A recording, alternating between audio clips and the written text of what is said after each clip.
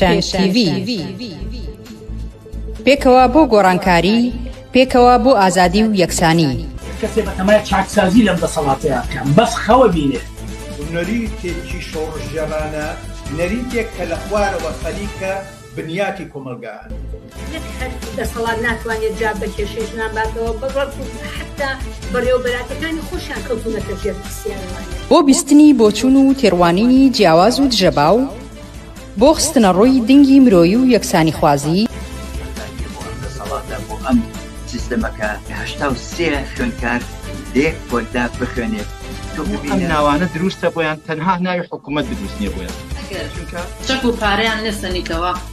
معناژی نامێنە ئیتر. چارەسەری بنەڕەتی بۆ کێشەی خەڵکی کوردستان وەلانانی ئەم دەسەڵاتەیە. هێنانە پێشەوەی دنگی ناڕزایەتیە جەماوەریەکان و بڵندگۆیەک بۆ هەڵسوراوانی. هێناوە بەهۆی خۆپشاندانەکانەوە بۆ بەهۆی خۆڕاگری خەڵک و ئیرادەی خەڵکەوە بۆ کەوە دەسێنراوە. کارانە بە ئەودەسێکی کەم ئیشەکەن و ماگانە موچەکانیان پێنادن. وازات خەڵک تونتر ئەبێ. ئەگەر مەترسیەک هەبێ لەسەر هەرێمدا یەکێتی و پارتی وە خود یەکێتی و پارتی مەترسی وڵاتەکانی منتیقەشیان بۆ سەر هەرێم زیاد کردووە. خستنەڕووی واقعیەتی دەسەڵات و ئۆپۆزیسیۆنی ساختە و پەردە هەڵماڵین لەسەر نیازیان. خۆشحاڵی هەبێ بەوەی کە هیچ ریفۆرم و چاکسازیەک و بەقازاتی خەڵک لەلایەن ئەمانەوە بکرێت. مێژوویەک و کارنامەیەکی قوڵیان هەیە لەسەر ملهوڕی، لەسەر چەکڕاکێشان، لەسەر تعداکردن لەسەر خەڵک. ئەمانە دژمنی خەڵکی کوردستان بوونە لە پشتیان لە خەڵکی کوردستان کردووە. دێماکێکی پەرشە بەسەر چینی کرێکار و بەشە زۆرەکانی چینی کرێکار و هەموو کۆمەلگایە پەرزیان کردووە. بۆ تاو توێکردنی ئەو بابەتانەی کەمتر لە میدیاکانەوە دەبیسترێن، بەشێکی زۆری لە حیزبە چەک و کۆمۆنیستەکانی دنیا و هەروەها بەشێک لە هەڵبژاردنەکانی ئەوروپا ناڕەزایەتیان دەربڕی. وینەکانی تاوانی دروست کردووە و تاوان ئەنجاما دەسەڵاتی چەکداری میلیشیای حزبی میلیشیای لە کوردستان. خەڵک لەلایەکۆ قەویترە، سازمانی تەیار کردە، ڕادیکاڵترە. بۆ نیشاندانی ڕێگەی ڕزگاری خەڵکی، پێشەنگ TV هەموو ڕۆژانێکی چوارشەممان کاتژمێر 9 شەو بە کاتی کوردستان ڕاستەوخۆ پەخشی بەرنامەکانی دەکات. شەرمەزار نابێ ئەو هەموو جەنەراڵە مقابایە لە ناو شارەکەی خۆیان بینێ بە ئەنواع و ئەشکال چەکی ئەسلحەی قورسەوە طەبیعیە بەلایەن. یەکەمین جارە لە کوردستان کرێکاران خۆیان دەستبەرن بۆ مەراسیم و چالاکی یەکیایە. شۆڕش تەنها ڕێگەیە، هەڵسانی خەڵک ڕاپەڕین و خۆشانی جەمالی تەنها ڕێگەیە کە ئەڵتەرنەتیڤێک دابینکە. لە فەیسبوک، یوتیوب، ئینستاگرام، تویتەر و تیکتۆک فۆلۆمان بکەن. بەرنامە و گرتە ڤیدیۆیەکان ببینن. پێشەنگ TV پێکەوە بۆ گۆڕانکاری، پێکەوە بۆ ئازادی و یەکسانی.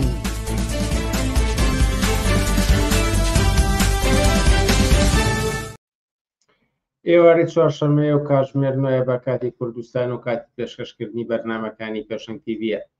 بینەرانی عزیز، من منار مستەفا هاتمۆلاتان بۆ پێشکەشکردنی بەخشی ڕاستەوخۆی بەرنامەکانی پێشەنگ TV و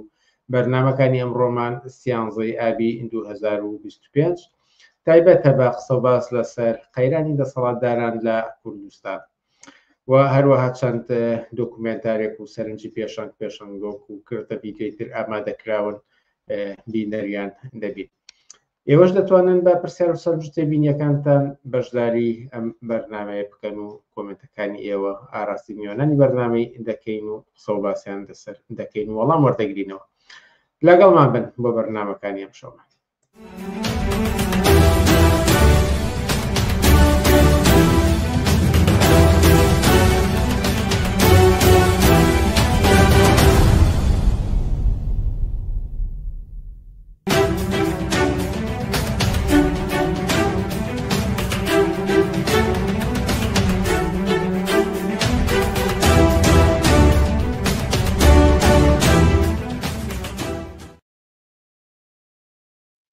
بەڵە بینەرانی زێرۆگا ماژەم پێدا بەرنامەی تایبەتمان هەیە لەسەر قەیرانی دەسەڵاتداران لە کوردستان و ئەم بابەتە شتا و توێ دەکەین لەگەڵ سەرۆکی مەکتەبی سیاسی حیزبی کۆمونیستی کرێکاری کوردستان خەسرەوسایە. خەسرەوسایە ئێوارەت باش و سوپاس کا لەگەڵمانیت.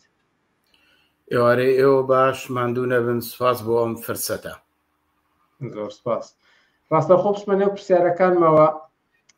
حزبی کۆمستی کرێکاری کوردستان لە لێکدانەوەکانیدا سەبارەت بە دۆخ و هەلومەرجی کۆمەڵگا زۆر جار دەستەواژەیەک بەکارێنێ، ئەویش قەیرانە، باس لە قەیرانی دەسەڵات دەکات یان قەیرانی سیستەمی دەسەڵاتدارێتی لە کوردستان دەکات. دەبێت سەرتاوە بپرسم کە مەبەستی ئێوە لەم دەستەواژەیەدا چییە؟ ئەو دەرکەوتانە چین کە پێمان دەڵێن قەیران لە سیستەمدا بوونی هەیە؟ بەڵێ طبعاً قەیرانی سیستەم لە هەر کۆمەڵگایەکە وەک هەر دیاردەیەکی تر هەموو سیستەمێکی دەسەڵاتدارێتی وەک هەر دیاردەیەکی تر دائەمەزرێ و گەشەکە پاشان پیرە بێ و جیرۆدەی قەیرانە بێ و لە ماکەکانی ڕووخاندن و کۆتایی هاتنی خۆی نزیگە بێتەوە کە دیارە ئەوە ڕوتێکە بۆ هەموو دەسەڵاتێک وایە وەختێکیش هەر سیستەمێکی دەسەڵاتدارێتی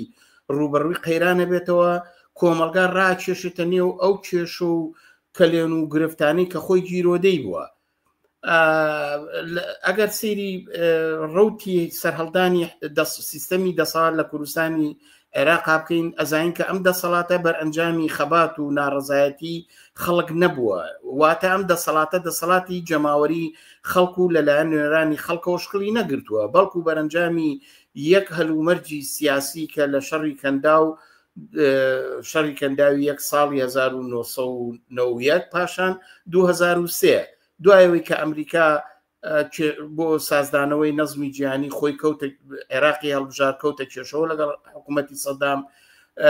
کەوتە کۆکردنەوەی دام و دەستگا و هێزە قەومی و ناسیۆنالیستی و ئەحزابە مەزهەبی و ئاینی و قەومیەکان شیعە سونە ناسیۆنالیستی کورد و بەوەی کە دوا ڕۆژ و دەسەڵات ئەگە سەدام حوسێن بڕوخێت دەسەڵات بەوان دەسپێرێ و تەقسیمی کێشی دەسەڵات و داهات دەبینی ئەم لایەنانەیەکە ئەو بینیمان کە ساڵی 2003 دوایەوەی کە حکوومەتی بەعەز ئەڕوخێ لە 2007 با بڵین حکوومەتی فیدراڵ دروست دەبێ و ئەو دەورەیە ڕەونەقی دەسەڵاتی ئەحزابی ناسیۆنالیست و ئیمتیازا دەبێ ئەم دەسەڵاتە گەشەکە برەوە سێنێتە 2013 ئێمە بینین دەسەڵات لە سیستەمێکی دامەزران لەسەر بنەمای کۆمپانیاکان بەرەمێنانی نەود ناردەدەرەوەی نەود و مەجموعەیە قوانین و پەیوەندی کە هەم لەگەڵ بەغا هەم لەگەڵ دەوڵەتانی ناوچەکە کەوتە سیستەمێکی ئەمنی کەوتە سیستەمێکی قانونی اقتصادیەوە کە ئەبینین دوای وردە وردە بە دوای سەرهەڵدانی قەیرانی جیهانی ئینجا قەیرانی ساڵی 2013 ناوەڕاست و نهایەتی 2013 ئەبینین ڕوو لە قەیرانە بێ ئەم قەیرانە وردە وردە لە اقتصادەوە دەست پێکە دوایی تحویلە بێ بە قەیرانی حکوومەتی ئینجا بێ بە قەیرانی پەیوەندیەکان لەگەڵ بەغا و لە زۆر مەسائلی ترە تاوای لێ کارامەیی ئەم دەسەڵاتە لە ئیدارە و بەڕێوەبردننی کۆمەلگایە لە ناوچەیە نیشانەکانی ئەم قەیرانە کە بەڕاستی قەیرانی کولی سیستەمە قەیرانی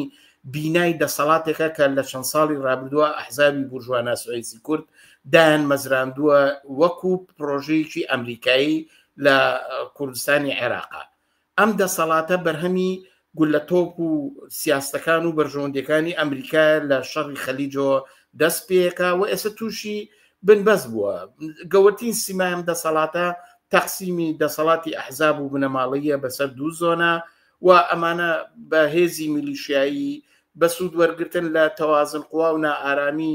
ناوچەکە و جیهان و بە زوعف و لاوازەکانی حکوومەت لە عێراقا توانێتی خۆی ڕاگرێ ئێستا تووشی قەیران بووە سەراپا تووشی قەیران بووە وە کۆمەلگاشی ڕاکێشاوتە نێو جێژا و نەهامەتیەکەوە گەورەترین دەرکەوتەکانی ئەم قەیرانە لە ڕووی اقتصادیەوە ئەبینین کە مەسەن توانای موچە نادا باشە باج و سەرانە ئەگرێتەوە کابینەی نوێ یاسای چاکسازی کە لە ئەساسە لەسەر دانانی لێگرتنەوەی اقتصادی سەپاندی باج و خەراج بەڕێوە چووە هەرچی بوارەکانی خزمەت گوزاری هەیە هەمووی هەڕاج کردو و یاتی بە کۆمپانیا ئەهلیەکان تەنانەت لە ئاو کارەبای پێدابین ناکرێت دەرمانی پێدابین ناکرێت مەکتەب و خەستەخانە و ڕێگاوبان و هەموو ئەمانە تووشی یعنی ڕاوەستان بووە لە ڕووی سیاسیەوە بینی حکوومەت تووشی قەیرانی سیاسی بووە ئەوەتان چەند مانگە هەڵبژاردن کراوە ناتوان کابینی حکوومەت پێک بێن کێشمەکێش لە بینی ئەحزابەکانە قەویە چەند دەستەجی لە نێو پەیوەندەکانی پارتی و یەکێتی لە بینی لایەنە ئۆپۆزیسیۆنەکان و پارتی و یەکێتیە لە بینی خۆیانەوە ئەمە نیشانەدا لە ڕووی سیاسیشەوە ئەم حکوومەتە قەیرانی هەیە لە ڕووی کۆمەڵایەتیەوە سیرکە کۆنەپەرستی زیایی کردووە تەلاق زیایی کردووە سیرکەن بێکاری زیایی کردووە سیرکەن کۆچی خەڵک و گەنجان بۆ هەندەران زیایی کردووە سیرکەن گرانی هاتۆتە ئاراوە سیرکەن تاوان زیایی کردووە ڕۆژ نییە نەبینین لە هەموو شوێنێکە مەسەن خەڵک ناگەڕێتەوە بۆ قانون و یاسا بە پێچەوانەوە ڕێگای چارەی خۆی هەڵەبژێرێ بە شێوەی فەردی خۆی بە عەشیرەتی بە قین و تۆڵەسەنەوە شەڕێک بەڕێکەوتووە لە ڕووی کۆمەڵایەتەوە پێڵێن شەڕی هەموو لە دژی هەموو یعنی شێوەی سیستەمی ئیداری و بەڕێوەبردن کارامەی خۆی لە دەزاوە ئەمانە هەمووی پێمانەڵێن کە حتا یەک خاڵی تر ئەوەی کە دەسەڵات سەرکو دەکات سیرکەن لە هەر ئێترازێ لە هەر ناڕەزایەتیەک بۆنی بانگەواز بۆ خۆپشاندانی لێ بکرێ ئەم دەسەڵاتاکەوێتە سەرکوت مەسم بینیمان لە چەند هەفتەی ڕابردووە مامۆسایانی ناڕازی ویستیان بانگەوازی خۆپشاندان کەن بەڵام هەر لە ناوچەی سلێمانیە 14 کەسیان لێگیرە ئەوە شاسوار عەبدولواحید بانگەوازی گوتی من هەڵوێستە گرم ئەوە کەیسی یاسایان بۆ دروستکردنەوە گرتویانە مەسەلەن ئەو ڕووداوانەی کە ئەو پارێزەری کە قسەی کرد لەسەر حکوومەت و دەسەڵات لێیان ناو گرتیان و ڕەشەی کوشتنیان لێکرد ئەوە جگە لەو کێشانەی کە لە ناوچەکانی سنوور لە سۆران لە ملاولەولا لە سەر لە بادینان لە گرتنی خەڵکی ناڕازی و پەلاماردانی خەڵک ئەمە یعنی یەکێ لە نیشانەکان ڕادیگرن بەڵام خۆمانە تازمان نین ئەمانە لە مێژە هەیە هەم ئەمانەی کە تۆ بە قەیرانی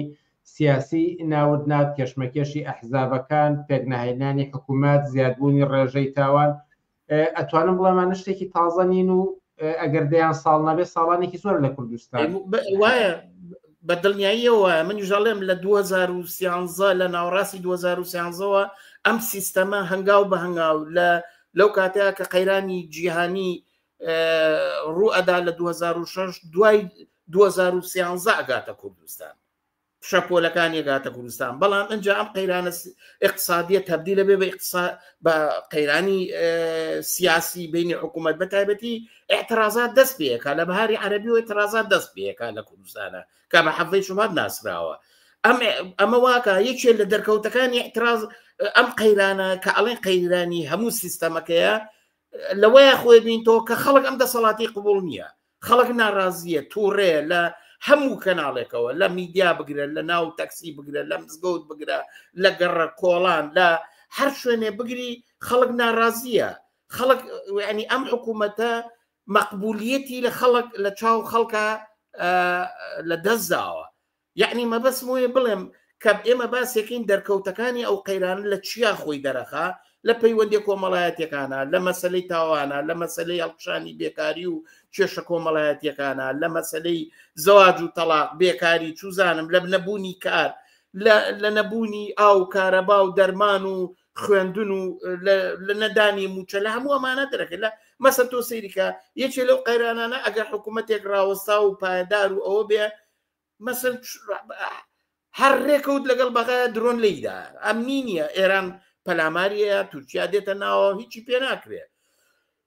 ببورن مەساتا لەگەڵ عێراقا ناتوانێت هیچ دەرفەتێکی نییە هیچ ڕێگایەکی نییە بۆ ئەوەی کە جواب بە کێشە و مەسائلی خەڵک باتەوە تەنها یەک وەسیلەی بەدەستەوە ماوە هێزی سەرکوت و میلیشیایی بە هەموو شێوەگە ئەزانم ئەم سەرکوتە خۆ دەمێکە هەیە خۆ لە حەفەی شوبات شا سەرکوتی کردووە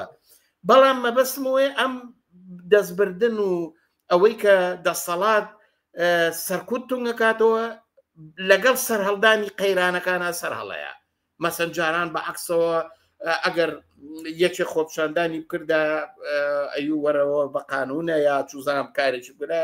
ئەچوون بە ڕێگای قانونی کێشەیان بۆ دو ئێستا پێچوانەوە قانون بۆتە وەسیلەیەکی سەرکوت بۆ جاران قانون وەسیلەیە بوو بۆ ئارامکردنەوە و ڕاگرتن و چۆنەڵی مەرهەمکردنی کێشە کۆمەڵایەتیەکان مەسەن تۆسی کە لە ساڵی 2011 لە سایر 2010 خەڵک کێشەی موچیان نەبوو، خەڵک کێشەی بازاڕیان نەبوو، مەسەر نەوعی ڕفاه و ئەوە بوو خەڵک مەقبولیەتی هەبوو بەرامبەر بەو دەسەڵاتە ئامادە بوو ژیانکە. بەڵام ئێستا هیچی ئەوانە نەماوە، حتا مەسەندام و دەستگاکان ئێستا بڕۆ دائیرەی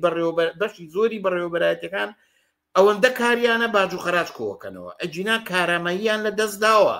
ناتوان کۆنتترۆلی بازارکەن، ناتوان کۆنتترۆلی پەیوەندی کۆمەڵایەتەکان کەن، ناتوان جوابی ویستی کێشەی خێزانی توموتیژی کێشەی ئاوکارەبا کێشەی هیچ شتێکیان پێ نادرێتەوە. یعنی مەبەستمە کارامەیی یەکێک لە دەرکەوتەکانی قەیرانی سیاسی و اقتصادی قەیرانی سیستەم لە هەر کۆمەلگایەکە لە دەستدانی کارامەیی ئۆرگانەکانیەتی زاتە زمانی مەسئولین کە قسە ئەکەن فەرقەکە لە چاو جارانە. ئێستا یا زۆر پشەوی بۆ خەڵکەکە یا زۆر پلانە جێڕێ و پەلامارەیە. بەرحاڵ مەبەستمەوەی ئەمانە دەرکەوتەکانی ئەو قەیرانن کە لە سیستەمی دەسەڵاتدارەتی هەیە. یعنی ئەم قەیرانە قەیرانێکی اقتصادی ڕوود نییە، قەیرانێکی سیاسی یا قانونی ڕوود نییە، بەڵکو قەیرانێکی سەراپاگیرە لەم سیستەمەیە کە تاریخێکی کردووە کە لە ساڵی نەوەتەکانەوە پێ ئەگرێ وردە تەسبی دەبێت لە 2003 بۆ 7 دوای ڕوخانی سەدام حوسێن، دوای ئەوە دەورەیە گەشەی اقتصادی و سیاسی و باڵادەستێکە تاوای لێە باسی اقتصادی سربەخۆ و سربەخۆی کوردستان و ڕیفراندۆمەکە. بەڵام دوای ئەوە وردەکە ئەوزاعی جیهان و منتیقەکە قەیرانی اقتصادی نقڵە بێتەوە و کاریگەریەکانی لەسەر کوردستاندانێ تبدیلە بێ بە یەک قەیرانی هەمەلایەنە. یعنی ئەمێ بڵێم ئەم قەیرانە لە ناوەڕاستی 2013 تا کۆتایی 2013 وردە سەرەتاکانی خۆی دەست پێکە لە 4 تا دەورەی کۆڕۆنا. اینجا ئێستا وازحتر و ڕۆشنتر بۆ باوەڕ ناکەم ئێستا مەسەلەن هەموو کەس دەزانێت کە ئەم دەسەڵاتە گیرۆدەی قەیرانێکی قوڵی خنچێنەرە و خۆیان ئەڵێن گیرۆدەی بنبەست بوون و بۆ ڕێگا چارە ئەگەڕن. فەرموو. بۆم گرنگە بزانم کە ڕیشەی ئەم قەیرانە لەکوێوە سەری هەڵداوە مەبەستمان لە کوردستانە کە ئەم دۆخێکی ئێستا تێکەوتووە هۆکارە سەرەکیەکانی لایەنە سەرەکیەکانی چین. ئەگەر ئیجازە بدەنەمە ڕەبت بکەم بە پرسیاری بینەرێکەوە کە باز لەوە دەکا کە لە تەواوی سیستەمی سەرمایه‌داری لە قەیراندایە و جیاوازی قەیرانی کوردستان لەگەڵ باقی وڵاتانی تری جیهاندا چییە؟ ئەگەر ئەو بابەتە ڕوونکەنەوە سپاس گوزاردەم. بەڵێ تاوان یەکشت بڵێم لە کوردستان ئەوەڵین یعنی سێ لایەنی ئەم قەیرانە سیستەماتیکیە لە ڕاستیە خۆی سێ قەیرانە تێکەڵ بوون دەستیان ناوەتە دەستی یەک تەبدیل بووە بە قەیرانی سیستەم هەموو سیستەمی گرتوتەوە. یعنی سێ بەشی سەرەکی هەیە. مەسەر تۆسی کە خەڵک ئەڵێ قەیرانی ئاو، قەیرانی بنزین، قەیرانی ڕۆن، قەیرانی خوێندن، قەیرانی دەرمان، هەموو ئەمانە بوون بە قەیران خەڵک ناوێنێ. بەڵام بە بڕوای من ئەم قەیرانە بچووکانە دەرهاویشتەی سێ لایەنی سەرەکین. یەکیان قەیرانی اقتصادیە. قەیرانی اقتصادی لە کوردستان لە ناوخۆی خۆیان نییە، بەرئەنجامی هێزەکانی بەرهمێنان و پەیوەندیەکانی بەرهمێنان لە ناوخۆی کوردستانان نییە، لە بازاری جیهانیەوە نقڵە بێ. ئێستا مەبەستمەوەیە ئێستا هەموو دنیا یەک بازاری هەیە، قوانینی اقتصادی جیهانیە، کاریگەریەکانی لە ئاس بازاری جیهانەوە نقڵە بێ بە شێوەیەک لە شێوەکان لەسەر وڵاتان دانێت. دیارە وەکو بەڕێزە ژووتێتی ڕەنگە لە وڵاتێک بە گەشەی اقتصادی بکەوێتەوە بە زەرری وڵاتێکی تر بە قەیرانی قوڵ بکەوێتەوە کە ئەویش ڕەبتی هەیە بەوەی کە سەرمای کۆمەڵایەتی لەو وڵاتەیە بە یەکێ لە هۆکارەکان لە بواری ئەسڵی بەرهمهێنان لە وڵاتەیە ئەدا و دەرکەوتی خۆی لە بەرهمهێنان و کەمبوونەوەی ڕێژەی قازانج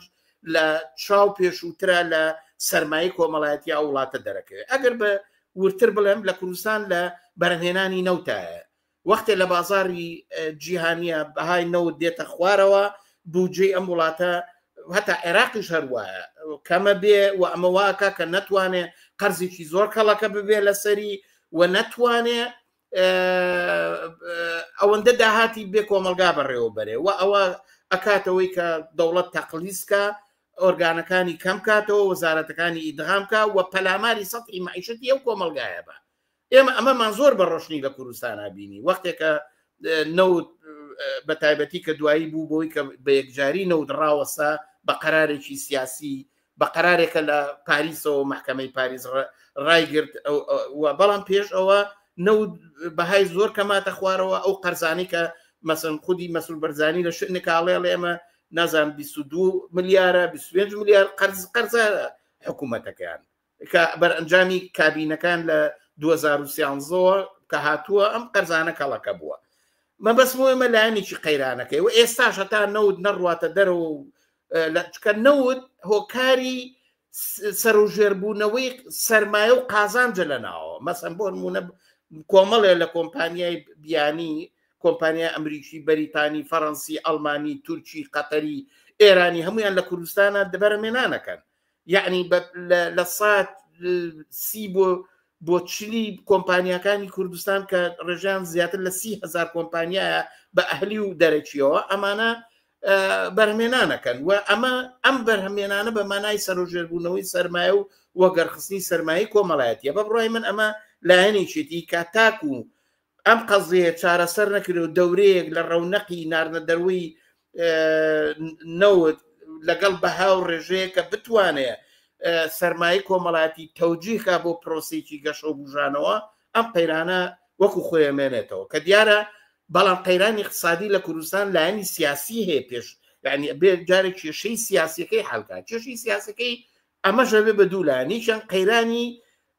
نێوان هەرێم و حکوومەتە چونکە لە کوردستان حەقی حاکمیت لە ڕێگای فیدرالیزمەوە تعریف کراوە کوردستان خۆی دەوڵەتێکی سربەخۆنیە و بە پێی قانونی فیدرالیزمیش بەشەکە لە دەوڵەتێکی لەرزۆک دەوڵەتێکە خۆی پایدار نیە کە خۆشی قەیرانی هەیە بۆیە معادلاتی سیاسی بینی هێزە ناسیۆنالیستە کوردەکان کە حاکمن و بینی ئەحزابی شیعە هەمیشە بە پێی ئاڵوگۆڕەکان ئەم تەوازنە ئەگۆڕێ و دەسەڵات و قودرەتی ئیمتیازاتێکی اقتصادی و قانونی کە لە هەرێم پێی دراوە لە بەپێی دەستور کەم و زیاکە یعنی ئەوە سیرکەن لە دەورەی پێش داعشە ئەحزابی ناسیۆنالیستی کورد باڵا دەستتر بوو شیعەکان زەعیف بوون ئیدعای سەربەخۆیی و ناردنە دەروی نەوت و هەموو شتیشانە کرد بەڵام دوایش تەوابوونی شەڕی داعش ئێستا شیعەکان باڵانسەکە گۆڕاوە بە تایبەتی دوای هاتنە ناوەی ئێران دروستبوونی حەشدی شعبی شیعەکان بازە سنترالکردنەوەی دەسەڵاتی مەرکەزیەکەن ئەمە تا هاتووە قوارەی هەرێمیان زەعیف کردووە وەکو خۆیان ئەڵێن ئەمانەی بیکەین بە لیمۆیەکی گوشراو مەبەستمەوەش قایرانێکە تا ئێستا تعریفێکی قانونی نییە یعنی لە ئەمە لە یاس ئەم کێشمەکێشە لە مەسەلەی سنوورەکان لەسەر مەسەلەی ئەمنیەتی بازار لەسەر مەسەلەی نەوت گاز لەسەر مەسەلەی پاسپۆرت لەسەر مەسەلەی تیجارەتی بینی شارەکان و دەرەوە لەسەر پەیوەندیەکانی دەرەوە لەسەر ارتیبات بە تورکیا بە ئێران لەسەر پاراستنی سنوورەکان هەر جارەی لە دەوری ئەمە مانای وایە کە قەیرانێکە ینی پەیوەندیەکانی بینیە هەرێم و بەغا لە گرێژنە دەرچووە نە دەستور کاری پێکرێ نە ئەو ڕێکەوتنانی کە خۆیان لەسەری ڕێکەوتون ئەمەش لایەنێکی قەیرانەکەی کە بە تعریفی دەوڵەت لە عێراقا ئەتوان ڕێهین بێ بە پێی شکڵدان بە تەوازنی هاوکێشەیەکی معەن کە دەوڵەتێکی پایدار لە عێراق دروست بێ ناچار بێ یا ئەحزابی کوردی ڕازیکە یا بە زۆر ملی پێبدا کا بێ بێتە نێو چوارچەوە کە دەوڵەتی عێراقی لایەنێکی تری ئەم قەیرانە ئەوە دوانیان سێهەمیان مەسەلەی ریزی ئەحزابەکانە لە کوردستان حکوومەت نییە دەسەڵاتی ئەحزاب هەیە لە ناوچەکانە هیچ قانونێ لەم لا لەولا ناخوا و کێشەی بینی هێزەلایەنە ئۆپۆزیسیۆنەکان لەگەڵ دەسەڵات کێشەی نێوان ئەوەی کە ئۆپۆزیسیۆنەکان خۆیان ناتوان یەگرن ئەوەی کە یەکێتی و پارتی ناتوان یەگرن ئەوەی کە هیچ لایەکیان یەک ناگرن ئەوەی کە حکوومەت پێک نایە یعنی مەسەن بۆ نمونە بە هەر معنایە لە هەر وڵاتێکە حکوومەتێ بەرقەرار بێ لە ڕووی خەبات و لە ڕووی داخوازی خەڵکەوە باشترە لەوەی کە کۆمەلگا سەرگەردانیەک و جێژاوێکی سیاسی بێ کەوایە ئەم سێ خاڵەیە قەیرانی اقتصادی قەیران لە پەیوەندەکانی هەرێم و بەغا قەیران لەگەڵ حکوومەتی ئێستای هەرێمی کوردستان و ریزی ئەحزابی بورژوایی بە ئۆپۆزیسیۆن و دەسەڵاتەوە دەستیان ناوەتە دەسەوە ئەو سیستەمەی لە کار خستووە بەڕاستی واگەیشتووە ئەمانە مەسەگەشتە شوێنێک نان بە نرخی شەوە ئەچەرخێن خواخوایانە ئەم کۆمەلگایان نەکەوێتە بەردەم تەقینەوەیکی کۆمەڵایەتی و هەموو پرۆژەکەیان لە دەست بچێ ئەمە بە بڕای من محتەوای ئەو قەیرانە اقتصادیە هەمەلایەنە سیاسی و کۆمەڵایەتیە کە ئێمە پێڵێن قەیرانێکی ساختاری یا قەیرانێکی کولی سیستەمە کە بە بڕای من نیشانەدا بە تایبەتی ئەم دەسەڵات و سیستەمە 30 ساڵە هەیە بەقەی سەدام حوسێن عمری کردووە گەلە لەو زیاتریش نەبێ ئیتر بێت تەواو بێ ئیتر بێ بە شوێنێ بگا بەڕاستی ئەمەش دیارە بڕیاری خەڵکە خۆی لە خۆیەوە ناتوانێ بگا ئەو فرسەتە هەیە کە جاری تر خۆی ساز باتەوە قەیرانەکان تێپەڕێنێ بەڵێ لە خزمەتە لەسەر ئەوەی کە ئەکرێت لێرە بەدواوە چی یاخود ڕێگە چارەکانی چییە ئەکرێت چی بەدیلێکە بێ پێم خۆشە تایبەت بەرنمەیەکی تری لەسەر ئەنجام بدەین و دەرفەت هەبێ قسەباسی زیاتری لەسەر بکەین لەسەر بەدیلە جیاوازەکان جارێ لەسەر قەیرانەکە خودی قەیرانەکە ڕاوەستین و لەسەر ئەوە زیاتر قسە بکەین کە قەیرانەکان جیهانی وەکو باز دەکرێت و تەنها لە جێگەیەکە لە وڵاتێکە لە ناوچەیەکە سنووردار نابێتەوە بە تایبەتی لە سەردەمی ئێستای گلۆبالیزمدا ئەمەوە بپرسم کە دۆخی کوردستان کە ئەم قەیرانەی ئێستا گرتوتەوە تا چەندێک لەژێر کاریگەری ئەم هاوکێشە نێونەتەوەیانە و ئەم قەیرانەی جیهانی سەرمایهداری وڵاتانی تر و ناوچەکەدا بەڵێ من وەکو وتم یعنی هەم ناوەڕۆکی قەیرانی اقتصادی لە کوردستان هەم لە بازاری ناوخۆی کوردستانەوە نییە لە بازاری جیهانەوە بە بڕایمە هەم چارەسەرەکەشی بە شێوەیەک لە شێوەکان لەگەڵ باشبوونەوەی شەپۆلەکانی سەرهەڵدانی دەورەیەکی گەشەی سەرمایهداریە لە بازاری جیهان بە تایبەتی حەوزەی ڕۆژهەڵاتی ناوەڕاست کە ئێستا خۆی گیرۆدەیە مەسەن تۆ سیرکە پتران بۆ هاتە خەلیج ئێستا یانێ ڕۆژهەڵاتێکی ناوەڕاست دروستکەن زیاتر لە 102 میلیارد سەرمایە بخەنەگەڕ ئەگەر ئەو بکوێتە گەڕ یا ئەو پرۆژەی کە ڕێگای ئاسنی لە بەسراوە بۆ تورکیا یا ئەمەی پێڵێن ئاوریشمی ئەگەر کێشە سیاسیەکانی منتیقا حل ببێ و ئەگەر کێشە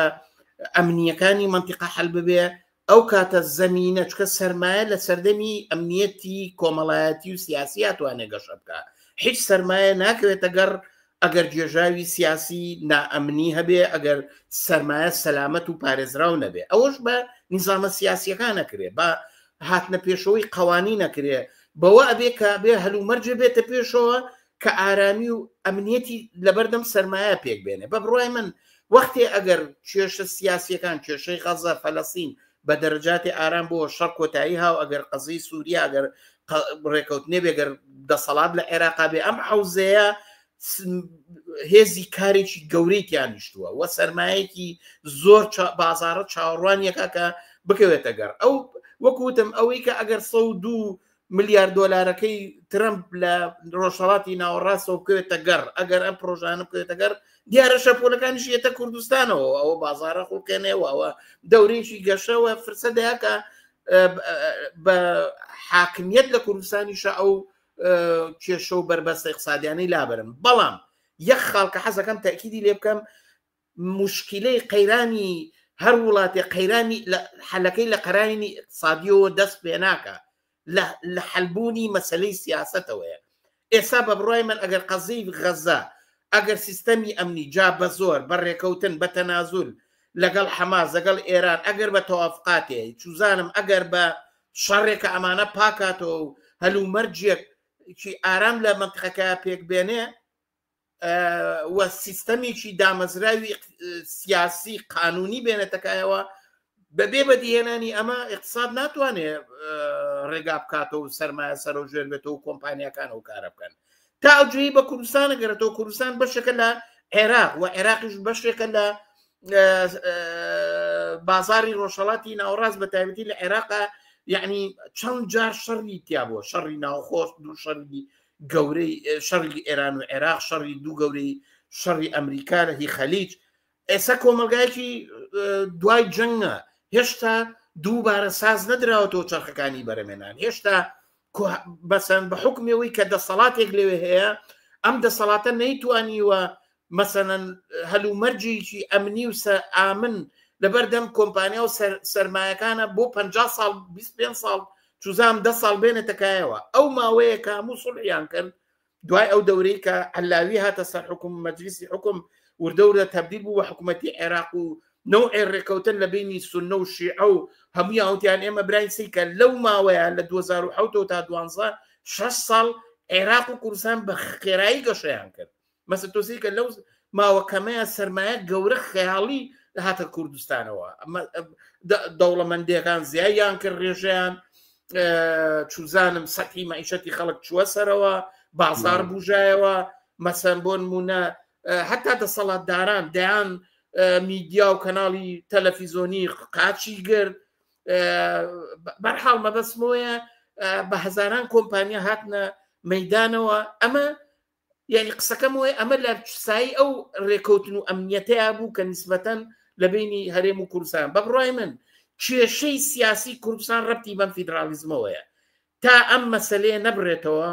یا ئەوە تا ئەم فیدرالیزمە نەتیجەتەن بە حکوومەتێکی مرکزی لە کوردستانە پێگە وەیەکێتی و پارتی ملێن بە هەموو قوانینەکانیان یا ئەوە تا ئەم فیدرالیزمە تێگە چێ کوردستان بەرەو دەوڵەتێکی سەربەخۆڕە دەنا هیچ ڕێگایشی تر نییە یانەوە تا بێ لە عێراقا شۆڕشێ بەرپا بکرێ کە مافی هاوڵاتی بوونی یەکسان هەم دەسەڵات لە عێراق بگۆڕێ هەم ڕێ بکاتەوە مافی تەواو با بە خەڵکی کوردستان چیانەوێ ئەم کێشەی هەرجاری تەیف سامیەک و گەلۆرێک و شوزانم ئەمامە بەسەرێک دەسەخاتە بینە قاقای ژیان و زندگی خەڵکی کوردستانەوە ئەما بێ کۆتایی پێ بێ ئەمە بەڕاستی بە تەقسیماتی قەومی و فیدرالیزم و چاکردنی فلان بەندی ڕێکەوتن و ملدان و هەڵۆشانەوە ناکرێ ئەم جەلیەی کە خراوەتەنەوە قاپۆ هەر جارێ بە هەر بارێکا ببڕێ لە ژێر فشاری قوانینی جیهانی ناوچەیی چکە لە کوردستان ئێستا بۆ نمونە حەشی شعبیە توانێ هەموو شتێ لەبەر یەک بترازێنێ مەسەسا بۆتە مەعادلەیە لە بینی هەرێم و ئەوە هەرێم ناتوانانی شتێ بکە مەبەسم وێ ئەم وەسع بێ بگۆڕێت کەوایە وەسعی کوردستان دقیقاً تابعی هەلومەرجی سیاسی ناوخۆ هەلومەرجی اقتصادی بڵێم هەلومەرجی سیاسی ناوچەکە ئەوزاعی جیهانی اقتصادی سیاسیە دیارە ئەمانش کاریگەریان لە بازاری ناوخۆیە لە بازاری ناوخۆ تبدیل لەبێ بە یەک سیراعی سیاسی تەبەقاتی لە نێوان خەڵک و دەسەڵاتە خەڵک ئەم دەسەڵاتی ناوێ دەسەڵاتی ژێ بە هێزی چەک بە میلیشیاکانی بە ئایدۆلۆژی کوردایەتی بەگەڕانەوە بۆ باوەڕی ئیسلامی بۆ هەتا بۆ دەسەڵاتی میلیشیایی و عەشیرەتی خۆی تا خۆی ڕاگرێت تا ئەوەی بتوانێت خەڵک ناچارکە بۆی بێدەنگ بن قسە نەکەن تا ئەم قەیرانە تێپەڕێنێ من پێم وایە ئەمە دۆخەکەیە بەڵێ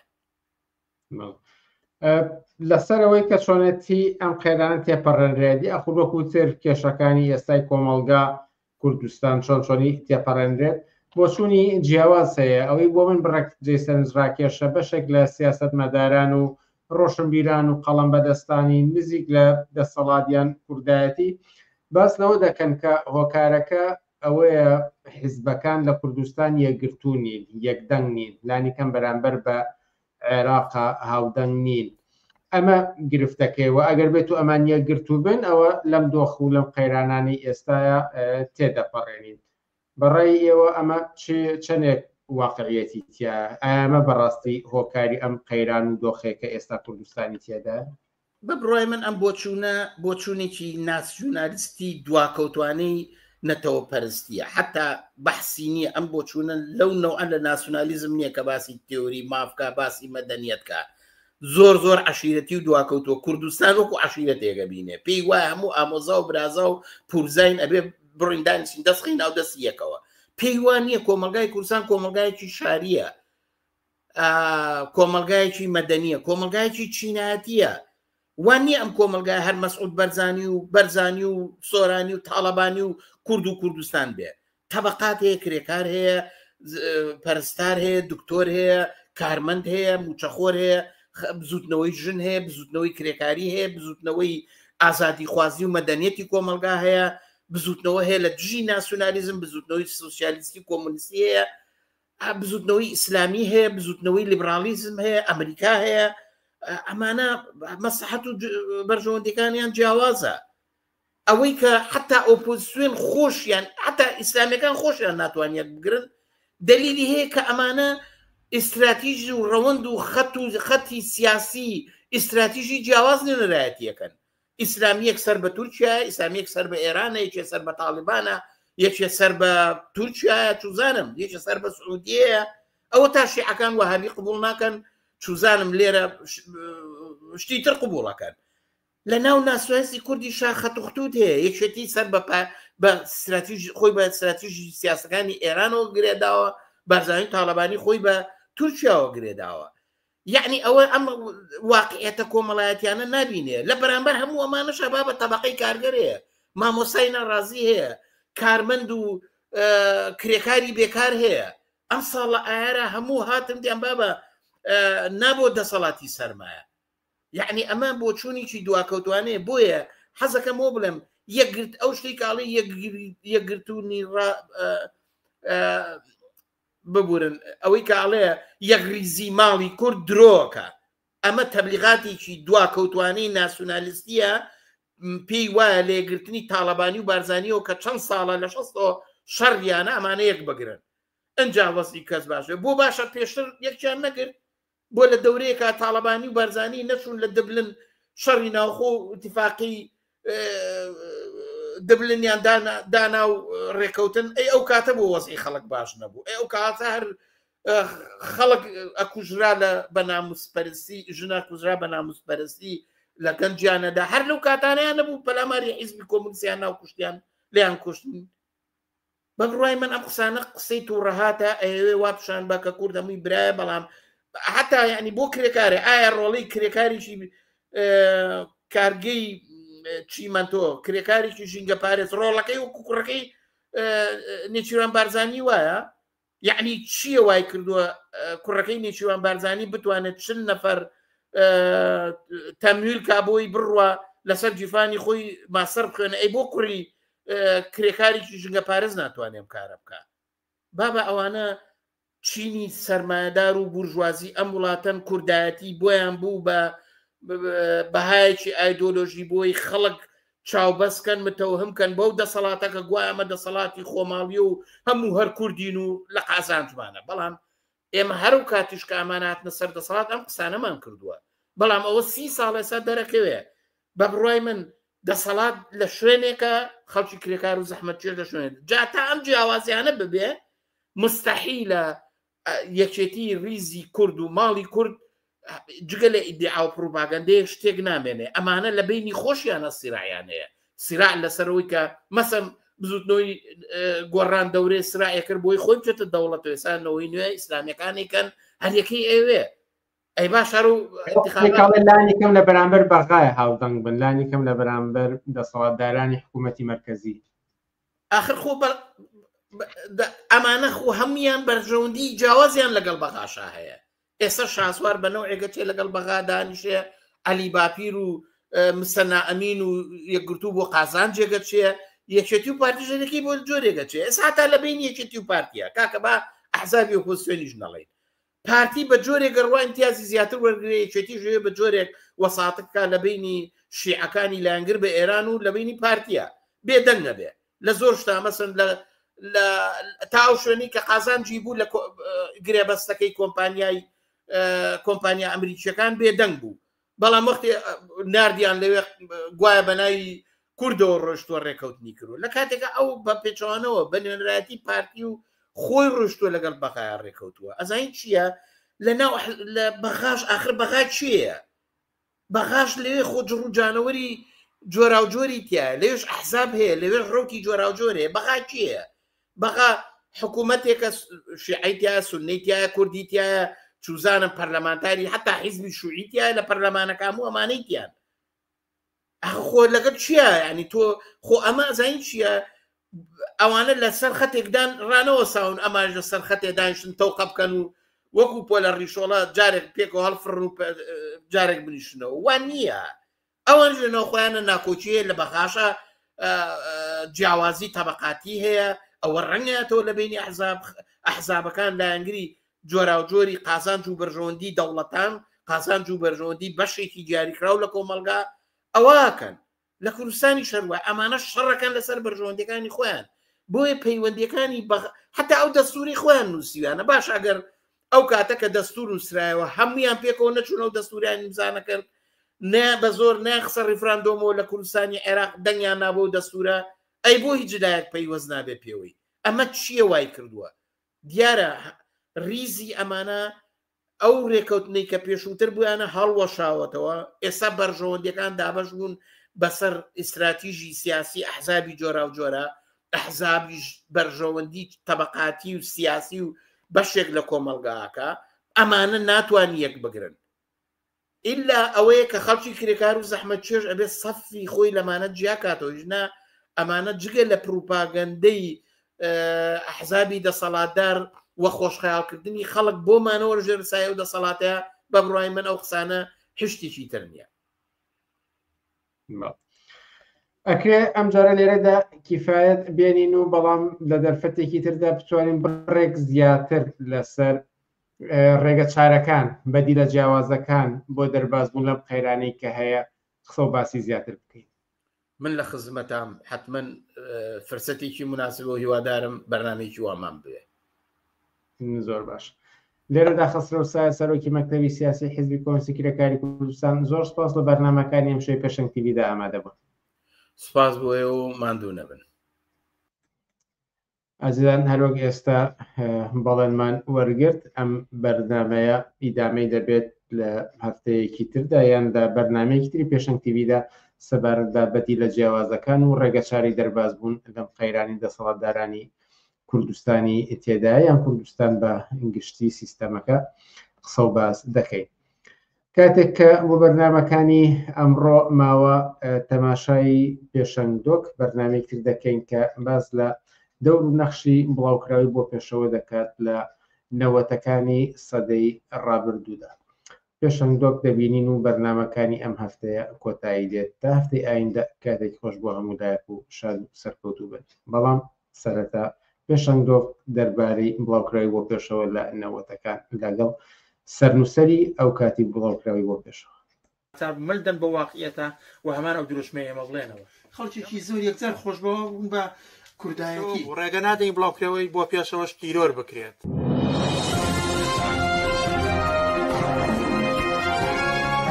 پێشەنگ دۆک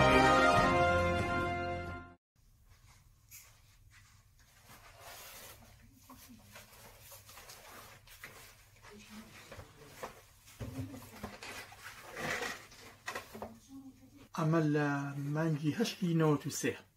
یەکەم ژمارەی بۆ پێشەوەیە کە مۆڵەتەکەش مۆڵەتی وەزارەتی ڕۆشنبیریشی تیا بە ئیمزای شێرکۆ بێکەس وەزیری ڕۆشنبیری بوو ئەو ژمارەیە بە یەکەم باسی مەراسیمی پێکاتنی حیزبی کۆمونیستی کرێکاری عێراق دەکات لە شارەکانی هەولێر و سلێمانی بێجگەلەوە باسی لە مانگرتنی نزیکەی 2 ملیۆن کرێکار دەکات کە ئەو کاتە لە هیندستان کرا و کۆمەڵی گفتوگوی تایە هەرە و کاتە لەگەڵ ڕابەری حیزب سەبارەت بە پێکاتنی حیزبی کۆمونیستی کرێکاری لەسەر هەلو مەرجی کرێکاران لە عێراقدا بابەتێکە تایەتی وارە و سەردەما کە بۆ پێشەوە دەرچوو لە سەروبەندی ئەوەدا بوو کە ڕۆژنامەی وڵات داخرا بوو کە هی پەکەکە بوو ئێمە ئیدانەمان کردووە یەکێکە لە بەیاننامەی حیزبی تیا بوو لەسەر ئیدانەکردنی داخستنی ڕۆژنامەی وڵات هەموو ژمارەکانی بۆ پێشەوە لەو کاتەدا کە دەرچوون مۆری ئەو ڕۆژانەی پێوەیە مۆری ئەو هەلومەرجەی پێوەیە کاتێک کە کرێکاران لە مانگرتندا بوون بۆ پێشەوە لەگەڵ کرێکاران لە مانگرتندا بووە ناڕزایەتی جەماوەری لەسەر شەقام هەبوو بۆ پێشەوەش لە پاڵ ناڕزایەتی شەقام لەسەر شەقام بووە لە هەلومەرجێکداگە شەڕی ناوخۆی بوو بێەوە بۆ پێشەوە و کاتە دەنجێک بووە لە دژی بۆ نمونە شەڕی ناوخۆی جیاوازی شتەشی ئەوەیە کە من کە زۆر گرنگە ئەوەیە کە بۆ پێشەوەیەکێک بوو لە ڕۆژنامە هەرە جەریئەکانی دەورانی خۆی کە توانم بڵم توانی جەراعەت بدا بە خەڵک ئەو ڕەخنانەی کە بۆ پێشەوە و کاتە لە ژمارەکانی خۆیدا دەیگرت خەڵک ویان تێدەگەی کە دەیانوە توندڕەویە ئەوە زیاد لە پێویستە ڕەخنە لە دین ڕەخنە لە دیموکراسی ڕەخنە لە کوشتنی ژنان ڕەخنە لە بێمافی مناڵان ڕەخنە لە نائەمنی ڕەخنە لە شەڕی ناوخۆ ڕەخنە لە هەموو مەسایلێک ڕەخنە لە دابوونەریتی کۆنەپەرستانە و دواکەوتوانە ئەوانە هەموو ژمارەیەکی بۆ پێشەوە دەتوانم بڵێم ژمارەیەکی گرنگ بوو کەم ژمارە هەبوو لەو کاتێک کە دەرچوە گرنگترین مەسایلەکانی ئەو بڕگەی تێدا عکس نەبوو بێتەوە. بۆ نمونە مینبەری هەڵسوراوان گۆشەیەکی بۆ پێشەوە بوو کە هەمیشە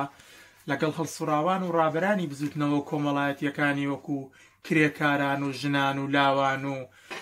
بزوتنەوەی ناڕەزایەتی لە شەقامدا گفتوگۆی دەکرد. کەم ژمارە هەبوو یادی هاوڕێیانی تیانە بێ کە لە پێناو ئازادی سۆسیالیزمدا گیانیان بەخت کردووە. کەم ژمارە هەبوو لەسەر گرنگی کاری ڕێکخرا و ڕێکخراوبوونی کرێکاران ڕێکخراوبوونی چین توێشە زەحمەت کێشەکان قسەی نەکرد بێت. لە هەندێک لە ژمارەکاندا جێگەی ئەوەشمان کردبووە کە ئەدەب و هونەریش بدێ بە بەشێک لە ژمارەکانی بۆ پێشەوە. ینی بۆ پێشەوە دەتوانم بڵێم کە هەتا تاکە دەنجێک بووکەوە کاتە بەرگەی لە مەسلەی ئازادی سیاسی و هەتا هەموو ئەو بۆنانێک کە حیزبی کۆمونیستی کرێکاری لە بەگەڵ پێکاتنی خۆی هێنایەنی و کۆمەڵگەی کوردستانەوە بۆ پێشەوە هەموو ئەوانەی نیشان دەداوە نەریتێکی نوێی داهێنا کە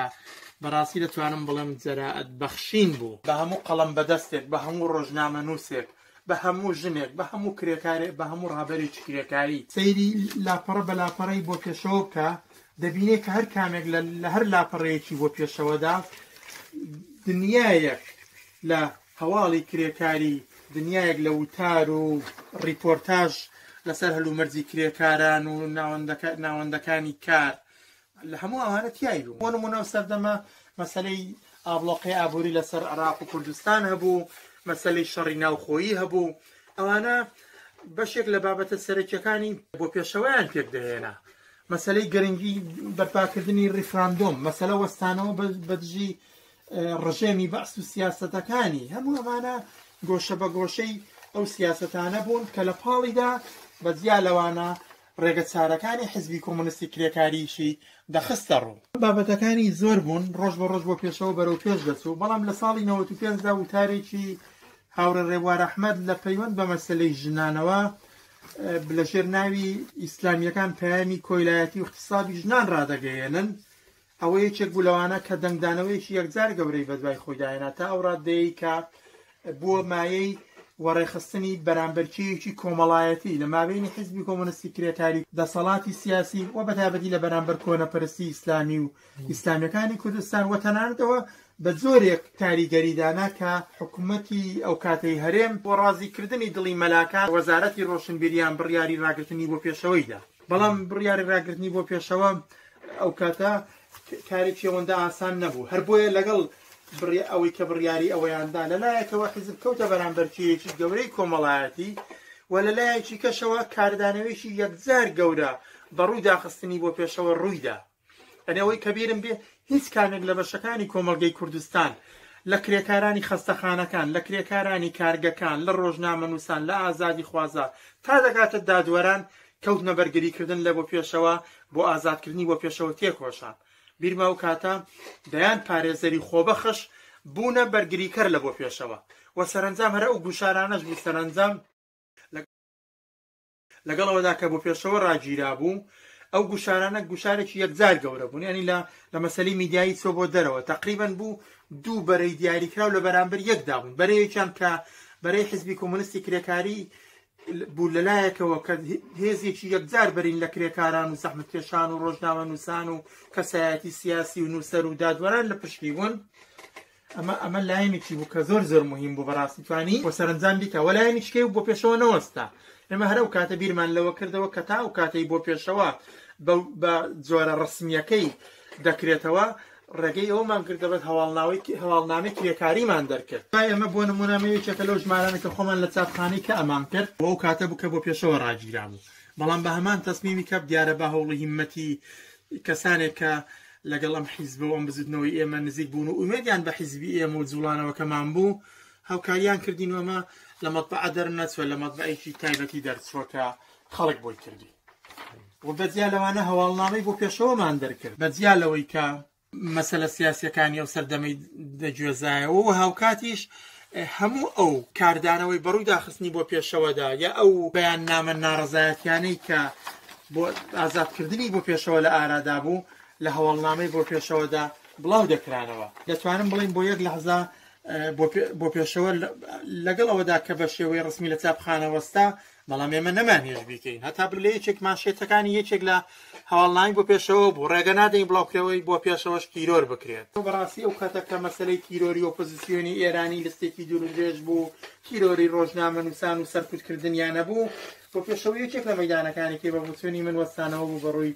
ئەم هەموو تیرۆرە کە هەبوو کارە من هەر مەسەلەی تیرۆری سیاسی ناڵم تەتە مەسەلەی تیرۆری ژنانێکێک بوو لەو شتانەی کە ئەو کاتەی ئێمە هاتین وتمان دەبێ پشتنی ژنان لەژێر هەر بیانویەکدا بێ مەحکومە و ئیدانەمان کرد ئەو کاتە زۆر کەس پێیان دەوتین کە ئەمانە خەریکن دیفاع لە بەرەڵایی دەکەن بەڵام کاری ئێمە وای کردواتر خۆیان هەر ئەو کەناڵانەی ویان بێ ئێمە دەکو دواتر خۆیان لە مینبەری تەلەڤیزیۆنەکانیانەوە و لە رادیۆکانیانەوە و لە ڕۆژنامەکانیان ناچار ملدەن بە واقعیەتە و هەمان ئەو دروشمەی ئێمە بڵێنەوە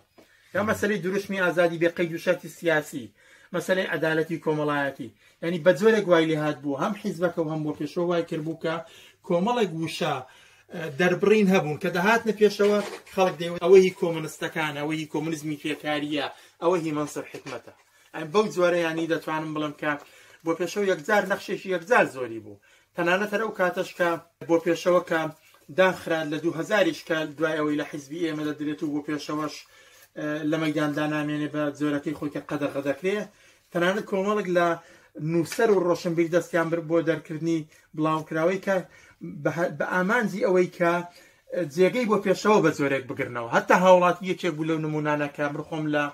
بەشێک لەو بەڕێزانی کە ئەو کاتە لە هاوڵاتی ئیشیان دەکرێتیان ئێمە بۆی ڕسمان بر بۆ هاوڵاتی بۆەوەی هەوڵێک بێ لە ڕاستەی کارەکانی پێشووتری بۆ پێشەوە ئەم دەتوانم بڵم کە بەڕاستی بۆ پێشەوە لە نێو میدیای کوردیدا هێندە جێگایەکی بەرزی هەیە هەمووانەی لەو سەردەمەدا لە کۆتایینەوەتەکان تا ساڵی 2000 لە کۆمەڵگەی کوردستاندا بوون میدیای بۆ پێشەوەیان بینیوە یا بۆ پێشەوەیان بینیوە لە سلێمانی و لە هەولێر تا دەگات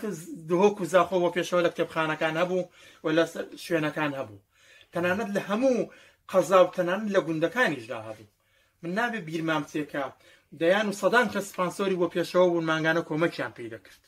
لە دەیان شوێنەوە خەڵک هەبووە تەنانەت لە سەردەمی ئابلۆقی ئابووری کە هەلومەرجێکی زۆر سەخت بوو خەڵک ژیان و گوزەرانی بێ ئەندازە سەخت بوو کەسی خەڵک حاضر بوو پارەی کیلۆ برنجەکە کیلۆیەک برنج بدا بەوەی کە بۆ پێشەوە دەرچێت ئەنی بۆ پێشەوەی هێندە بڵاوکراوەیەکی خۆشەویست بوو هێندە بڵاوکراوەیەکی جێگەمتمانە بوو زۆربەی زۆری هەواڵە کرێکاریەکان هەواڵە جەماوەریەکان هەواڵی تیرۆری ژنان هەواڵی کندوتیژی ژنان و ئەوانە لەلایەن خودی خەڵکی کرێکار و زەحمەتکێش و ژنانەوە بە بۆ پێشەوە دەبێت ینی بەمانای کە ئێمە دەتوانم بڵێم کە خەڵکی ئەکسەریەتی زۆربەی زۆری خەڵکی کرێکار و زەحمەتکێش و خەڵکی ئازادی خواست و پێشخواست بۆ پێشەوەیان بەو مینبەرە دەزانی کە دەتوانن لێەوە قسەی خۆیان بکەن دەتوانن لێەوە دەنگی ناڕزایەتی خۆیان بەرزکەنەوە و دەیانویست لەو ڕێگەیەوە تەنانەت بزانن کام ڕێگەیە بگرنەبەر لە بەرامبەر شەڕ چی بکەن لە بەرامبەر بێمافی چی بکەن لە بەرامبەر ئابلۆقی ئابووری چی بکەن لە بەرامبەر سیستەمی سەرژنان چ بکەن لە بەرامبەر بێمافی مناڵان چ هەنگاوێک بگرنەبەر ڕێکخراوبوون چ معنایەکی هەیە هەموو ئەوانە کارێک بوون کە لە بۆ پێشەوە هەیە و هێشتاش بانگوازی هەر کەسێک دەکەم کە دەیەوێت بزانێت کە دەور و نەخشی بۆ پێشەوە چۆن بووە دەتوانێت سەردانی کتێبخانەی گشتی پێمانی بکەوە سەیری ژمارەکانی بۆ پێشەوە بکە یا ئەوانی کە بۆ پێشەوەیان لا دەست دەکەوێت دەتوان بیبێنن یا ئەوانی کە بیرەوەریان لەگەڵ هەیە دەتوانن هەموو ئەوانە نیشانی بدەن نەک لە زمانی خۆمانەوە بەڵکە لە زمانی خەڵکیی کەوەکە و سەردەما کە بۆ پێشەوەی تیا دەرچووە بێن باسی بۆ پێشەوە بکەن ئەو کاتە تێدەگەین کە بۆ پێشەوە چ دەورێکی گرنگی هەبووە لە نێو میدیای کوردی لە کۆمەڵگەی کوردستاندا ئەو هەموو ڕەخنانەی لە بزوتنەوەی کوردایەتی و لە ئیسلامی سیاسی دەبێت بەتابەتی لە بزوتنەوەی کوردایەتی هەلومەرجێک بوو کە تازە بزوتنەوەی کوردایەتی بەرە سەڵات گەیشت بوو خەڵکێکی زۆر یەکجار خۆشبەوە بوون بە کوردایەتی کەچی ئێمە لەو سەردەمەدا پێمان وتن بە خەڵکی کوردستانمانوت نا ئێوە نابێ ئومێد بەوانە ببەستن ئەوەی کە ئێمە لە سەرەتای نەوەتەکاندا بە خەڵکی کوردستانمانوت بە کۆمەڵگەمانوت تازە بە تازە دوای 30 ساڵ هێشتا تازە خەریکن بەو شتانە دەگەن کە ئێمە ڕۆژە وتومان خەڵکی یەکجار مهم بوو بەتابەتی خەڵک یەکجار خۆش باوەڕ بوون بە کوردایەتی وتیانەوە دەسەڵاتی خۆمانە وتیانم جارە ئەوانەی کە خەریکن دەسەڵات دەبەنە دەستەوە وتیانەوانە کوردن وتیانەوانە دەسەڵاتی خۆوڵاتیە وتیانە و زوڵ مشکەی کە پێشتر بە ئەسلەی کردوین بە هاتنی ئەمانە کۆتایی پێدێن بەڵام ئێمە هەر ئەو وەختە ڕخنەمان لێگرت و هێشتا ڕۆژ بە ڕۆژ ئەو بۆ چونانەی ئێمە و ئەو ڕاگەیاندانەی ئێمە و هەموو ئەو شتانێک کە بۆ پێشەوە هەرەو کاتە وتی ڕاهبەرانی و حیزبەوتیان حقیقەتەکەیان دەرکەوت ئێستا دوای 30 ساڵ دەبینین کە هەموو خەڵکی کوردستان لە هەموو کوچە و کۆڵانێک لە هەموو شەقام و جادێک لە هەموو کارگە و گەڕێکێک لە هەموو دێ و کوێرە دێک تەن دەگات خەڵک دەنگی ناڕزایەتی بەرز بێتەوە ئەوەی کە ئێستا ئەو ناڕزیاتی بەرزێتەوە ئێمە لە سەرەتای نەوەتەکان وتمە